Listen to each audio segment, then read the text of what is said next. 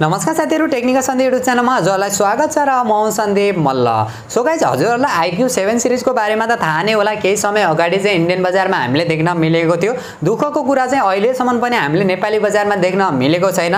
जुन प्राइसमा चाहिँ इन्डियन बजारमा लन्च भएका थिए त्यो प्राइस सेगमेन्टका चाहिँ एकदमै पावरफुल स्मार्टफोन रहेका थिए। गेमिङका लागि एकदमै बबाल स्मार्टफोन रहेका थिए र जुन प्राइसको चाहिँ हामीले नेपाली बजारमा एक्सपेक्ट गरेका थियौं त्यो प्राइस सेगमेन्टको पनि एकदमै पावरफुल स्मार्टफोन हुनेवाला थिए र सो अहिलेसम्म पनि लन्च भएका छैनन् र फेरि चाहिँ IQoo ले आफ्नो मिड रेन्ज सेगमेन्टको बजेटमा चाहिँ एकदमै पावरफुल स्मार्टफोन IQoo Z3 लाई चाहिँ इन्डियन बजारमा लन्च गर्ने तयारी गरिरहेको छ।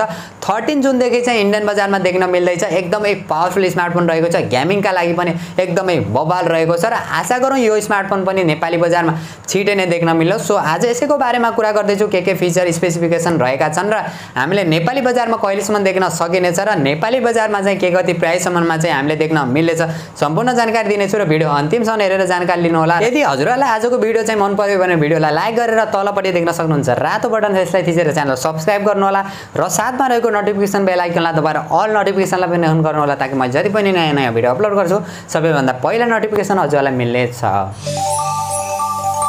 ओके, सो गाइस, अब चाहिँ ढिला नगरी आजको भिडियो सुरु गर्न चाहन्छु र IQoo Z3 को ओभरअल डिजाइन फिचर र स्पेसिफिकेसनको बारेमा कुरा गर्ने हो भने 6.58 इन्चको फुल HD plus IPS LCD display देख्न सकिन्छ जसमा चाहिँ 120 हर्ट्ज को हाई रिफ्रेश रेट देख्न सकिन्छ भने 180 हर्ट्ज को चाहिँ टच स्याम्पलिङ रेट देख्न सकिन्छ।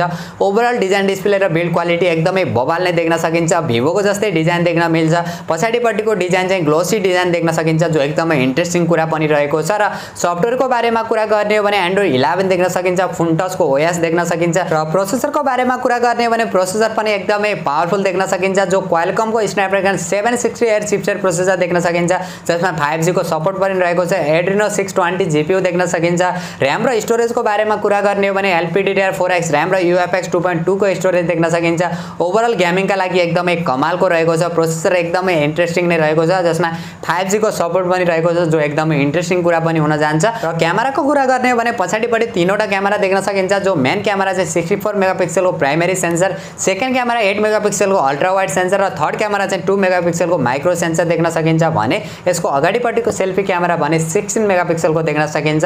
ओभरअल क्यामेरा फिचर र क्वालिटी प्राइसिङलाई हेर्ने भने एकदमै बबाल नै मान्न सकिन्छ। यो प्राइस सेगमेन्टको जुन प्राइसको चाहिँ हामीले एक्सपेक्ट गरेका छौं त्यो प्राइसलाई हेर्ने हो भने अहिले प्राइसको बारेमा चाहिँ म अहिले लास्टमा कुरा गर्ने छु र अरु फिचरहरुको बारेमा कुरा गर्ने हो भने साइड माउन्टेड फिंगरप्रिन्ट सेन्सर देख्न सकिन्छ। 3.5 mm को हेडफोन ज्याक देख्न सकिन्छ। सिंगल स्पिकरको सपोर्ट देख्न सकिन्छ। यो चाहिँ अलिकति नराम्रो कुरा चाहिँ लाग्यो। यसमा चाहिँ हामीले ड्युअल स्पिकरको सपोर्ट मिलेको भए चाहिँ एकदमै कमालको चाहिँ मान्न सकिन्थ्यो र यसमा हाइब्रिड सिम स्लट देख्न सकिन्छ। क्यामेरा सेन्सरहरुको बारेमा कुरा गर्ने हो भने गाइरोस्कोप देख्न सकिन्छ, प्रोक्सिमिटी सेन्सर देख्न सकिन्छ। अरु सानातिना फिचर र यसमा सेन्सरहरु मजाले यसमा देख्न सकिन्छ र ब्याट्रीको कुरा गर्ने हो भने 4400 mAh को ब्याट्री देख्न सकिन्छ। 55 वाट को fast charger USB type C port देख्न सकिन्छ। ब्याट्री ब्याकअप पनि एकदमै कमालको नै देख्न सकिन्छ। ब्याट्री ब्याकअप चाहिँ ब्याट्री एमएच अलिकति कम भए तापनि यसको फास्ट चार्जरको जुन कम्बिनेसन छ त्यसको कारणले चाहिँ हामीले ब्याट्री ब्याकअप पनि एकदमै कमालको यसमा देख्न सकिन्छ। भेरिएन्टको कुरा गर्ने हो भने चाहिँ हामीले तीनवटा भेरिएन्टमा चाहिँ देख्न मिल्नेछ जो 6GB + 128GB, 8GB + 128GB र 8GB + 256GB स्टोरेज वाला चाहिँ देख्न मिल्नेछ र प्राइसिङको बारेमा कुरा गर्ने हो भने चाहिँ यसको जो 6GB + 128GB को भने हामीले अराउन्ड 35000 सम्ममा चाहिँ नेपाली बजारमा देख्न मिल्नेछ भने जो यसको 8GB + 128GB वाला चाहिँ हामीले अराउन्ड 37 देखि 38000 को बीचमा देख्न मिल्नेछ भने जो यसको सबभन्दा हायर भेरिएन्ट रहेको छ हामीले 40000 सम्म चाहिँ देख्ने सम्भावना चाहिँ रहेको छ। यो चाहिँ अफिसियली प्राइस चाहिँ होइन, यो एउटा एक्सपेक्टेड प्राइस मात्रै रहेको छ।